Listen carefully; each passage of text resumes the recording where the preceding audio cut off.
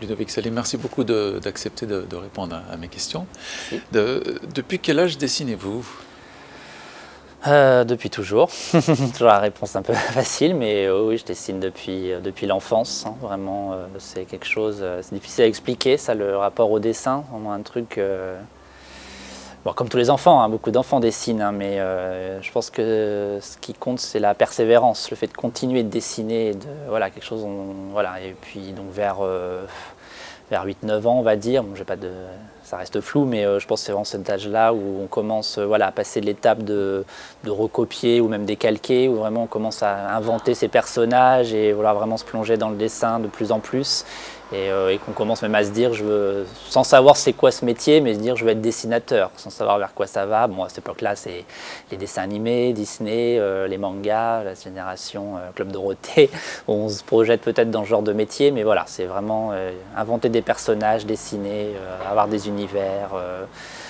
Lié même peut-être à, j'écrivais pas spécialement, mais lié quand même un peu à l'écriture dans le sens où imaginer des choses. Enfin, ça passe par le dessin en fait, plutôt que d'écrire et d'après dessiner. Le dessin raconte lui-même une histoire voilà, que je continue ou qui me permet d'élaborer les personnages ou la suite, etc. Dans les années 80, il y avait une publicité pour de la vaisselle où on voyait un enfant qui était en cours et qui passait son temps à dessiner à l'école. Est-ce que c'était vous étiez un peu ce type d'enfant?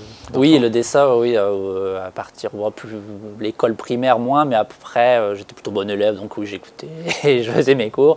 Mais oui, peut-être à partir du collège, oui, j'ai commencé à dessiner beaucoup plus, même en cours, oui, ça c'est... Les cours d'art plastique, par exemple, c'était mes cours préférés. Hein, là où c'est plein, où ils n'aimaient pas ça, moi, c'était vraiment là où je m'éclatais. Donc oui, non, je dessinais beaucoup. Ouais. Vous avez suivi quel parcours ensuite? Alors après le lycée, ça a été bon, une année de fac un peu transitoire avant de savoir vraiment où je voulais aller. Donc histoire de l'art qui m'a permis quand même, voilà, ça n'a pas été une année complètement inutile, même si je ne l'ai pas fait jusqu'au bout, mais ça m'a permis voilà, d'apprendre des petites choses. Sinon, ça a été après l'école Brassard à Tours, donc communication visuelle, graphisme, illustration. BD moins, je suis arrivé les époques où, parce que l'école Brassard, voilà, c'était les années d'avant où j'y suis allé, moi c'était en 2005, 6, 5. C'était très, voilà, le directeur était Bernard Derriès, qui était vraiment dans le milieu de l'illustration et du dessin animé. Il était connu pour avoir travaillé sur les mystérieuses cités d'or, les inspecteurs gadgets. Et moi, quand je suis arrivé, ça avait changé de direction. Et pour le coup, on était plus orienté, voilà, la nouvelle directrice, Betty Chivard, était plus dans la com, donc la pub. Donc c'est vrai que ça m'a un peu surpris, parce que moi j'allais dans cette école plus pour ce côté un peu illustration BD, et, enfin moins BD, mais voilà, illustration plus... elle était réputée pour ça, cette école, en fait, vraiment avoir du dessin traditionnel, apprendre ce que j'ai fait quand même, hein. Il y avait encore beaucoup de cours de croquis, mais voilà, ça s'est quand même orienté très vite communication. Et ça m'a plu à un certain niveau, c'était intéressant, mais je savais que j'irais pas là-dedans. Enfin voilà, c'était pas une voie, j'ai fait mes études, j'ai fait mes 3 ans, j'ai eu mon diplôme, il n'y a pas de souci. Mais voilà, le monde de la pub et de la com, c'était pas forcément ce qui m'attirait déjà. Est-ce que ça a pu quand même un peu vous servir? Oui, par contre, ça m'a servi quand même parce que je le vois dans mes illustrations, même dans la BD. J'essaie de structurer quand même les pages. Enfin, j'aime bien, même quand je fais mes BD, qu'on peut prendre chaque page peut-être toute seule et bon, en toute humilité, hein, mais que ça peut être un tableau aussi, quoi, que on enlève les bulles et que ça peut, voilà, essayer d'agencer les cases ou les personnages ou les compos, voilà, travailler sur le côté composition. Et puis, à cette école, j'ai aussi appris quand même aussi beaucoup de choses en termes de, oui, voilà, de compos, de couleurs, de technique. La technique traditionnelle très importante parce que moi, je commençais, voilà, j'étais limite, mais j'étais la génération qui commençait à être très numérique. Et c'est vrai que je m'en sers, mais j'aime bien quand même, voilà, j'ai appris des bases quand même dans cette école. D'acrylique, d'aquarelle, de peinture, de croquis, de vivant, tout ça qui me servent encore, oui. Quels illustrateurs ou dessinateurs vous ont inspiré? C'est varié, c'est vraiment, ça a été, bon, je veux dire, c'est pas très original, mais vraiment petit, c'était vraiment les classiques, donc c'est Walt Disney, même si, bon, lui, en soi, c'était pas l'illustrateur, mais l'univers Walt Disney, bon, j'ai découvert plus tard les noms, j'ai pas une très bonne mémoire, donc je ne sais pas forcément, mais les noms des illustrateurs qui ont travaillé pour Disney, donc j'aime vraiment le travail. Plus les Disney des années, même si, bon, je découvrais les films des années 90, mais après coup, ouais, c'est plus les Disney des années 50, enfin, même Blanche-Neige, des années 40, tout ça graphiquement qui m'intéresse plus. On voit encore plus ce trait de dessin, je trouve, plus intéressant. Et puis beaucoup de bandes dessinées, donc quand j'étais plus jeune, je lisais.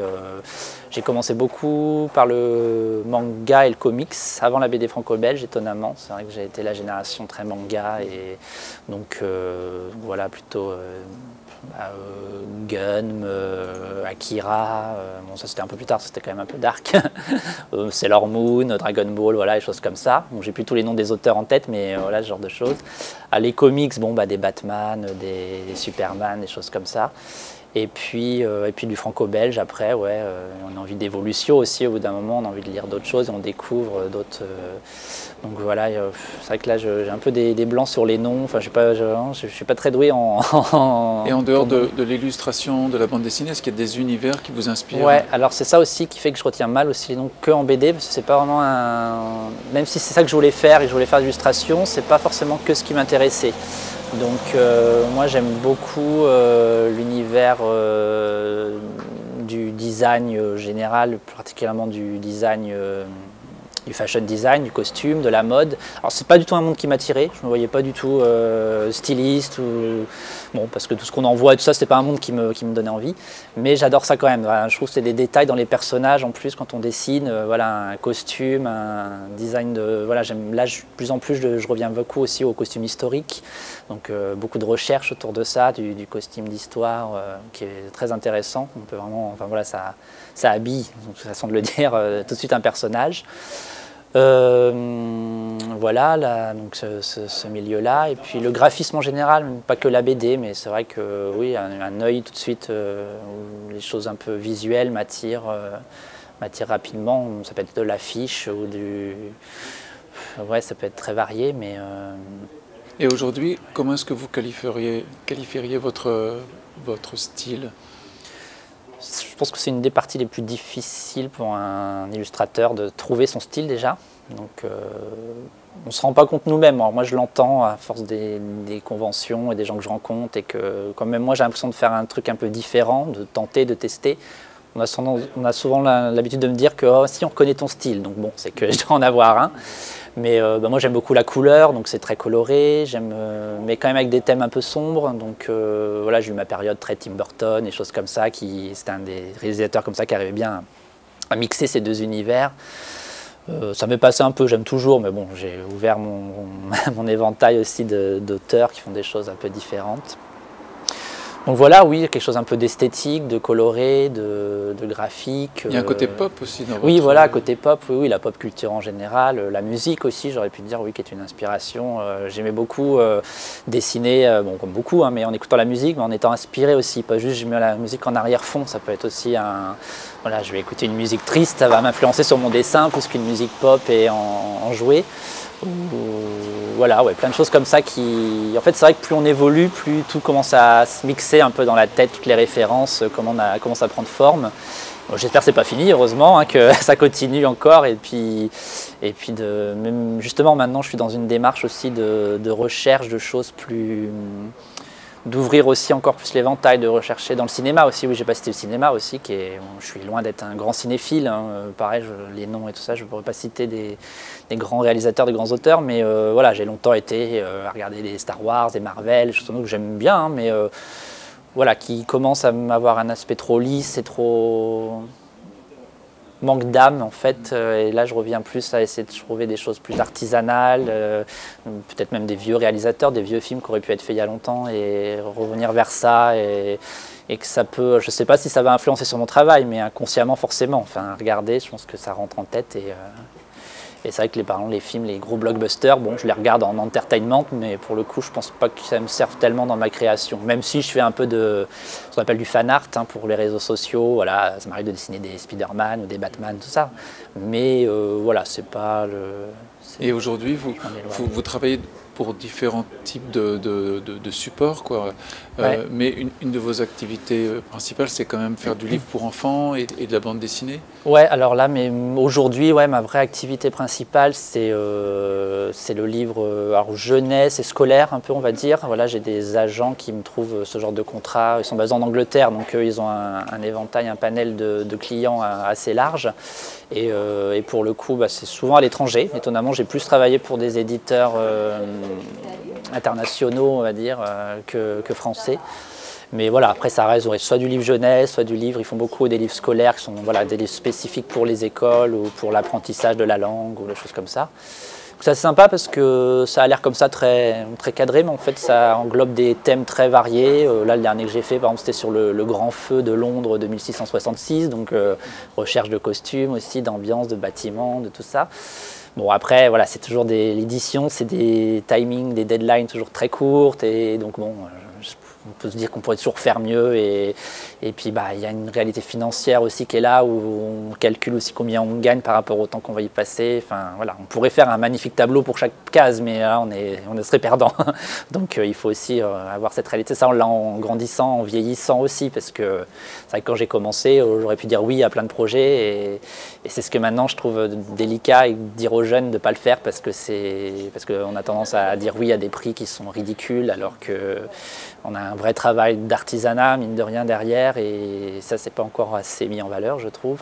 J'imagine que vous vous épanouissez plus en tant qu'illustrateur, créateur, sur les 2 projets que vous avez initiés, où vous avez vraiment participé. Ouais, bah oui, là j'ai un projet aussi donc, de bande dessinée qui date de presque 10 ans, ça va faire 10 ans cette année, donc avec un auteur américain, pour un concours de circonstances, d'amis communs, etc., qui lui voulait vraiment écrire et il a aimé mon style, qui pourtant à l'époque, il y a 10 ans, enfin, j'ai évolué en 10 ans, mais ça y a plu quand même, tant mieux. Et pour le coup, ouais, c'est un projet, donc on fait des financements participatifs, on a fait quelques salons au début, on en fait un peu moins parce que c'était quand même beaucoup de temps, beaucoup d'énergie. Même pour lui, il a beau être sur place aux États-Unis, il est en Floride, donc rien que de faire New York ou Los Angeles, ça reste quand même des gros voyages et des grosses organisations. Mais en tout cas, voilà, on fait notre petit bonhomme de chemin. Donc cette année, on va être édité par un petit éditeur américain. On n'est pas chez DC ou chez Marvel, mais bon, c'est le début. Hein, on peut bien commencer quelque part. Donc au moins, on va être édité et donc distribué. Donc ça, c'est important, mine de rien, une petite distribution, même si elle reste minime. Hein, ça ne va pas être pas dans tous les comic shops américains, mais au moins quelques-uns qui ça permet. Et quel est le sujet du comic? Alors, comic, ça s'appelle Tarte. Et en fait, c'est né de l'origine. Enfin, je peux remonter un peu vite fait en arrière.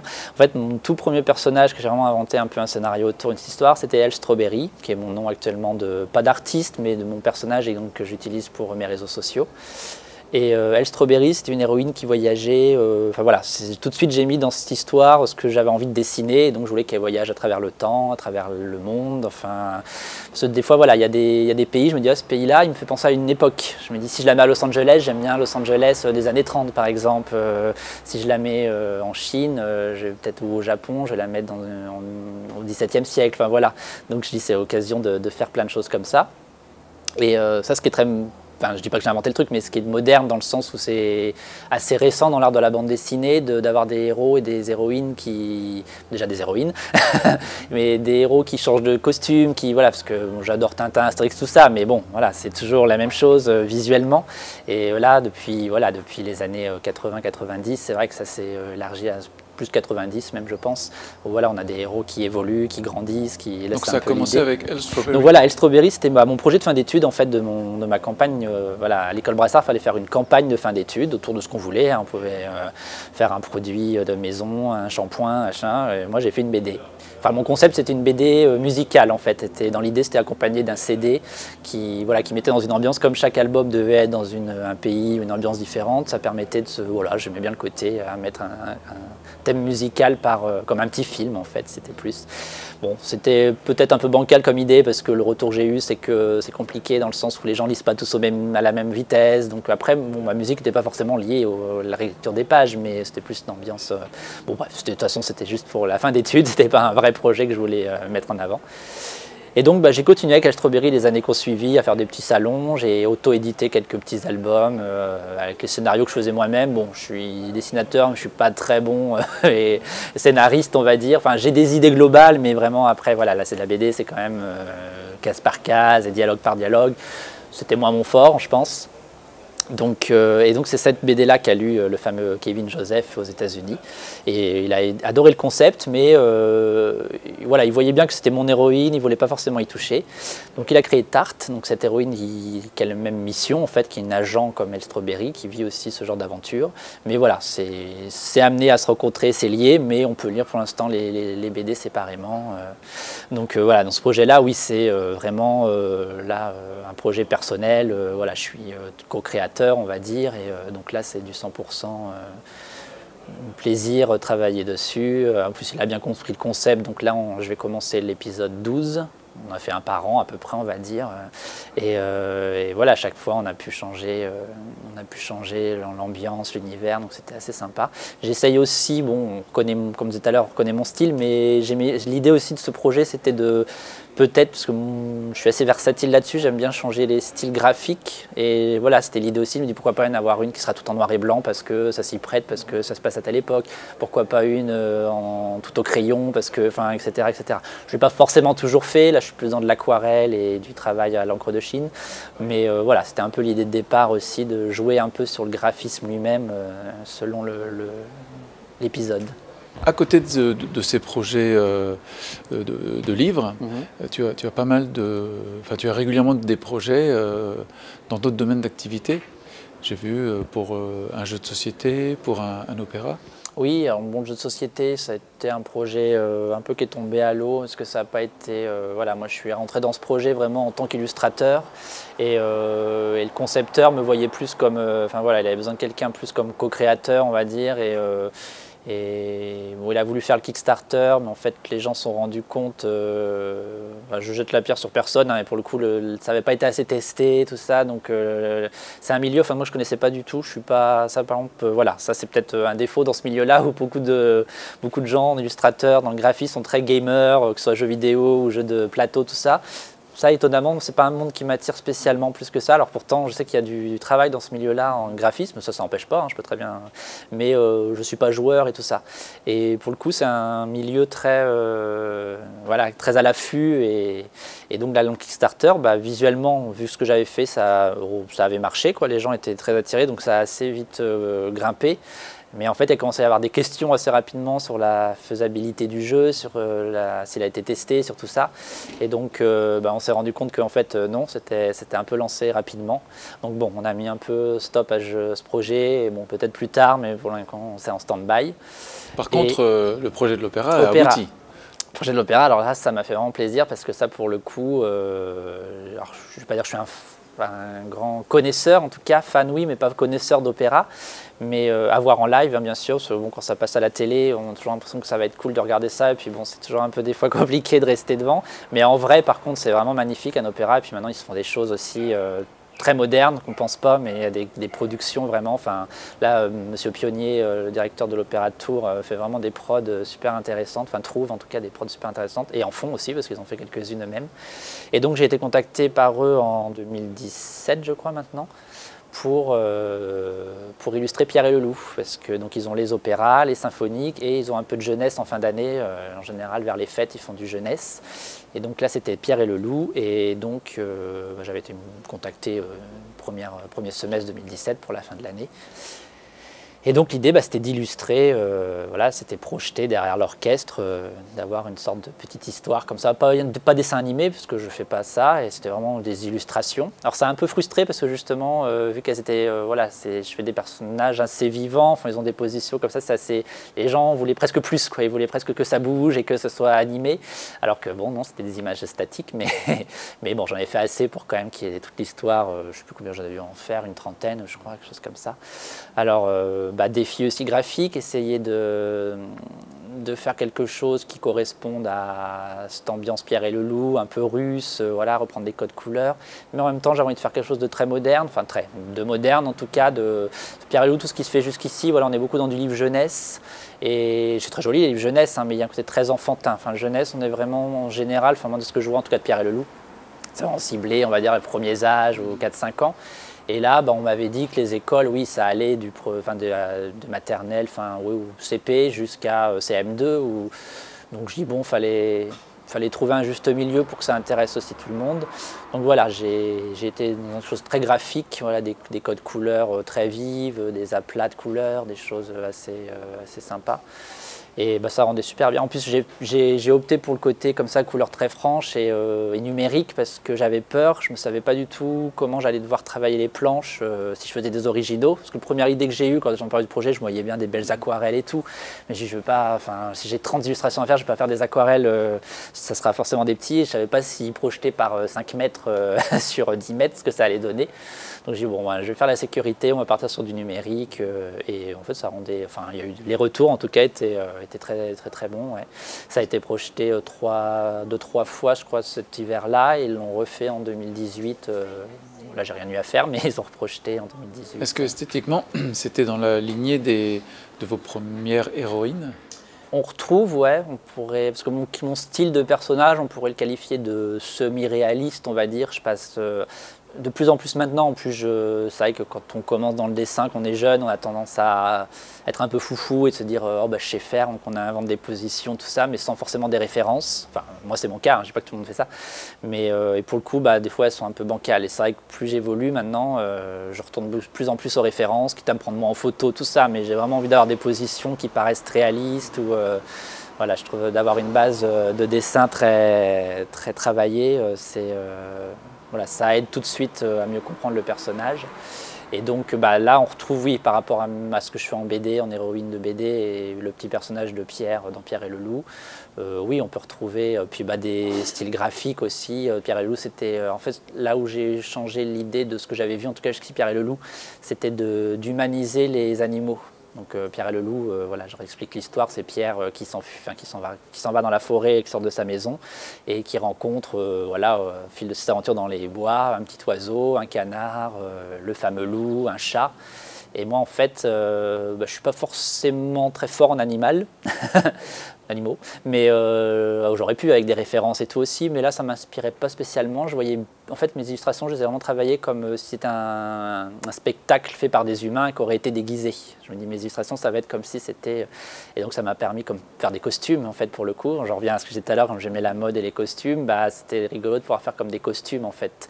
Donc l'oiseau, bah, c'est comme une petite fille qui serait déguisée en oiseau, le chat en une sorte de Catwoman, un peu, voilà.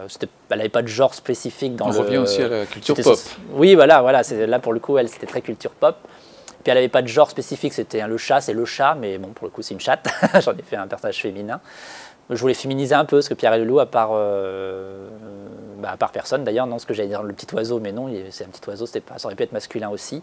Il n'y avait pas de personnage féminin, donc ça aussi, bon, là, c'est autre chose, là, on pourrait aborder, mais c'est une démarche aussi que j'ai personnelle à ça aussi. Moi, ça a été très tôt que j'ai fait des héroïnes, et ça a été très porté sur le personnage féminin. Vous vous projetez plus facilement dans ce personnage? Ouais, je sais pas pourquoi, mais ouais, je sais pas, il y avait une esthétique en fait du personnage féminin, bah, liée peut-être à la mode et tout aussi justement, au costume et tout ça, qui m'intéressait plus, donc c'était plus facile pour moi de faire des personnages féminins et de les faire plus excentriques, ou des costumes plus jolis, plus travaillés. Bon, ça pourrait changer maintenant, ça a évolué, et peut-être que je serais dans cette génération-là maintenant jeune, peut-être que je me poserais pas la question, je ferais des personnages masculins beaucoup plus excentriques, mais bon, à l'époque, les années 90, 2000, c'était quand même un peu plus fermé sur les personnages masculins. C'était un peu le baroudeur, on était encore sur le héros, le mâle alpha. Est-ce que vous savez si vous avez plus de lectrices que de lecteurs? Oui, alors pour le coup, oui. Enfin, quand je faisais moi des salons, en tout cas, ce que je présente sur les festivals, mes couvertures, mes travaux, ça attire plus un public féminin. Tarte aux États-Unis, pas spécialement, parce que bon, c'est pas la partie qui me plaît le plus, mais elle a un côté, même si j'essaie de pas forcément jouer le côté sexy ou machin, ce qui n'est pas du tout le but de l'histoire, mais voilà, il y a des fois des couvertures où le personnage peut être un peu attractif, donc forcément ça peut attirer un sorte de public masculin pour ce côté-là. Ça existe encore, mais ça existera toujours, mais c'est pas un mal, mais voilà, moi c'est pas un but en soi de faire ça. Après, après on peut aussi orienter vraiment, faire de la BD érotique ou des choses comme ça, il n'y a pas de souci, mais là c'est pas le but pour le coup. Enfin, même ce que je faisais au début sur Tarte, où des fois elle avait des tenues, comme je faisais des héroïnes, elle peut avoir un petit short, ou voilà, un peu pas sexy, mais je trouvais ça joli esthétiquement. Des fois, maintenant, je me pose la question, je me dis, je me mets à la tête de l'héroïne, je me dis, pourquoi elle porterait ça? Enfin là, vu ce qu'elle vit, ça n'a aucun intérêt. Enfin voilà, comme elle voyage dans le monde et dans le temps, elle se retrouve toute seule au milieu, je ne sais pas quoi, de la forêt amazonienne. Pourquoi elle s'habillerait en petit bikini? Enfin, donc ça, je le dis à l'auteur, je dis, bon, là, je pense que, voilà, elle a un survêt, elle a un machin, enfin... Puis c'est dans l'air du temps aussi, c'est important. Puis comme voilà, les lectrices aussi s'identifient, il y a un côté... Et vous citiez tout à l'heure Tim Burton. Les sujets ou les personnages que vous illustrez sont souvent enfin, peuvent faire un petit peu peur. Il y a des monstres, il y a des... je n'ai pas tout noté là, mais par contre, vous les traitez de manière, oui, assez colorée, assez légère. Ouais, bah après, je pense que c'est mon... Enfin, je ne veux pas faire de la psychanalyse ici, mais c'est peut-être mon rapport aussi au côté à la mort, au côté sombre. Enfin, j'aime beaucoup ça, même si, voilà, c'est peut-être paradoxal. J'adore faire des choses très colorées, des choses très visuelles. J'adore le rose pop, le fluo. Enfin, de plus en plus, ça revient, les couleurs fluo, j'aime beaucoup ça. Ça, c'est plus dans le côté visuel, mais dans les thèmes, c'est vrai que j'adore les livres sur le macabre, sur le gothique. Enfin, le gothique, voilà, j'adore l'époque victorienne, l'Angleterre victorienne, où il y avait tous ces rassemblements là, de divination chez les bourgeois, là, dans les manoirs, où ils faisaient des séances comme ça de spiritisme, les squelettes, voilà, toute cette ambiance-là me plaît. Mais à côté de ça, j'adore le fluo et le pop et tout ça, donc j'essaie de mixer un peu tout ça. Vous parlez de l'Angleterre, c'est Vivienne Westwood qui est oui, une grande créatrice, c'est un peu cet univers, non? Ouais, Vivienne Westwood, oui, bah, elle a fait beaucoup de choses. C'était plus l'esprit punk, mais qui me plaît aussi pour le coup, c'était assez sympa. Mais oui, on retrouve beaucoup dans les motifs, elle a beaucoup des rayures, des carreaux, des choses comme ça. Et puis, c'est un punk un peu goth aussi, ouais. Donc on peut retrouver des éléments de mode de ces créateurs de mode? Alors des fois, ouais, ça m'inspire. Je ne sais pas de copier tel quel le costume, mais c'est vrai que c'est une bonne... Des fois, on me le dit, on me dit, ah, c'est cool, tes personnages ont des super tenues. Bon, je le dis face caméra, j'invente rien, forcément. Enfin, voilà, on n'invente jamais rien. De toute façon, c'est que des piochages, ou même des fois inconscients. Hein. C'est regarder des choses, puis encore plus à notre époque avec Instagram. Voilà, moi, c'est vraiment le réseau social qui aujourd'hui est le plus proche de mon travail, c'est l'Instagram pour tout ce qui est visuel. Des fois peut-être à double tranchant, parce que peut-être beaucoup aussi, et puis beaucoup de remises en question, parce que je suis aussi beaucoup d'illustrateurs, et on est toujours un peu, ah c'est super beau ce qu'il fait, et puis il a 17 ans, et puis ça fait mal. Mais ça, c'est le but du jeu. Mais au contraire, il faut se dire, bon, bah, à moi de travailler, il n'y a pas à comparer non plus. On parle beaucoup de l'apparence de ces personnages, mais est-ce que vous essayez de temps en temps de faire passer des idées? Ouais, bah, comme je disais tout à l'heure, l'idée c'est peut-être tout bête, hein, mais ouais, de les faire peut-être moins sexy, enfin voilà, si ça, voilà, je pense que c'est important. Pour le coup, voilà, c'est quelque chose que j'essaie de faire depuis, au moins depuis 10 ans, depuis Tarte, et alors que c'était moins tendance que ça l'est maintenant de jouer sur ce secteur-là. Mais même si ça reste à petit niveau, hein, je n'essaie pas de révolutionner quoi que ce soit. Par contre, j'aurais plus des idées que je n'ai pas encore mises en forme, mais peut-être dans le livre jeunesse, justement.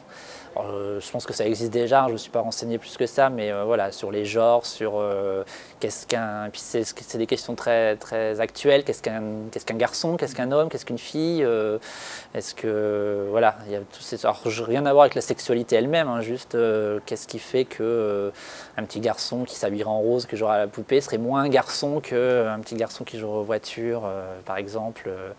Je trouve, voilà, c'est des questions. Et étonnamment, ce n'est pas des questions qui sont énormément posées dans ce milieu. C'est un milieu aussi très masculin, on peut le dire. Hein. Ça s'ouvre. Comment dire, c'est très masculin de ce qu'on en voit, parce qu'il y a énorme, enfin voilà, faire les conventions, tout ça, il y a énormément de filles et de projets féminins, de projets avec des héroïnes ou avec faits par des filles, ou avec, ça peut être fait par des filles avec des héros aussi, hein, d'ailleurs, mais de ce qu'on en voit, le milieu, enfin là en ce moment c'est Angoulême par exemple. Bon, ça fait quelques années que je ne suis pas allé, mais les dernières années où je suis allé, oui, c'est vrai que c'est quand même, ça reste très masculin, même dans les hautes sphères, voilà, dans l'édition, tout ça, il y a quand même beaucoup d'hommes. Alors, si vous étiez un animal?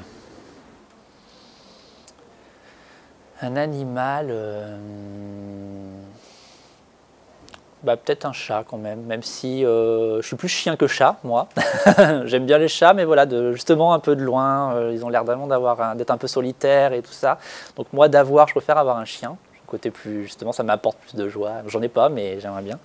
Mais moi, pour le coup, je pense que si, en tout cas des deux, chien ou chat, je serais plus chat. Après, un autre animal, peut-être, ça me viendra, mais j'aurais peut-être pu avoir une meilleure réponse. Mais entre les deux, en tout cas, ouais, je serais plus chat, je pense, un peu ce côté solitaire.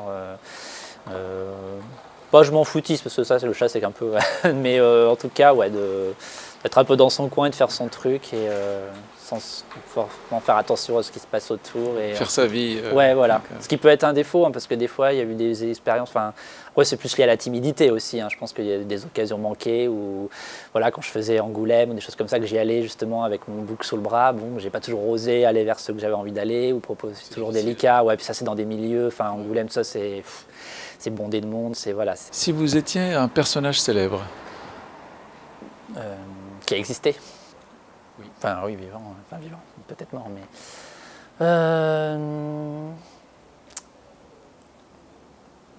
Qui c'est que je pourrais être? Bon, ben, il y a des artistes, forcément des artistes peintres, c'est vraiment un univers qui me...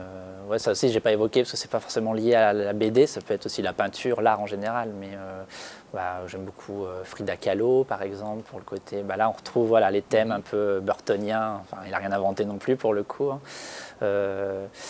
Alors j'ai aussi, c'est bête, même je pense pas que j'aurais voulu être elle parce qu'elle a eu un destin quand même assez tragique, mais je me sens connecté un peu avec Marilyn Monroe parce qu'on a la même date de naissance, donc c'est bête, mais mine de rien, je suis pas numérologue et tout, mais les trucs des chiffres et tout ça, et je me dis bon elle a un destin beaucoup plus, voilà, je resterai pas éternelle comme elle l'est, mais et puis c'est pas envieux, mais voilà, des personnages comme ça, j'aime bien des personnages qui ont eu des vies un peu hors normes, qui n'étaient pas destinés aussi à ces vies-là. Là, dernièrement, j'ai regardé la série The Crown, par exemple, sur la vie d'Élisabeth II.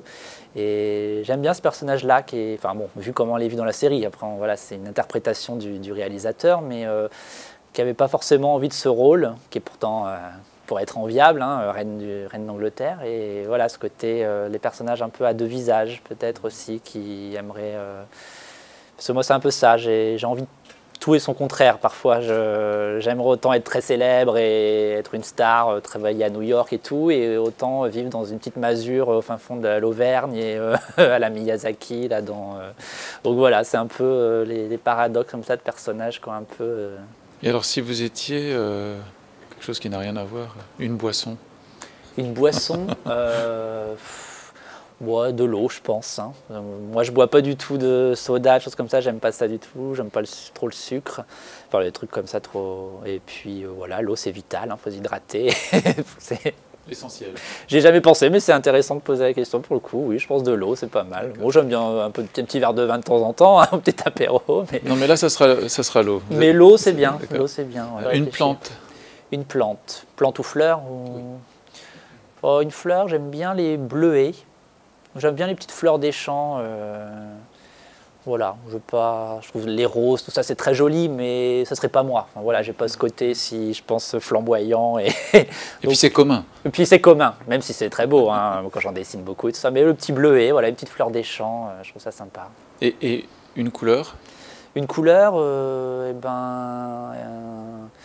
je vais quand même dire le rose, parce que, voilà, pour le côté paradoxal, parce que je suis un garçon, mais... et puis elle, strawberry. Voilà, c'est une couleur qui revient beaucoup dans mes trucs, parce qu'avec mon personnage, alors ça peut paraître pour le coup contradictoire avec ce que j'ai dit, où voilà, c'est une fille, elle est rose, mais justement, en fait, c'est, comment dire, il y a eu beaucoup en fait ce côté-là où voilà, c'était très sexiste, où la fille c'était rose et machin et tout. Après il y a le côté, ah bah non, si on fait des personnages féminins plus forts, il faut au contraire qu'elles soient un peu garçons manqués et tout ça.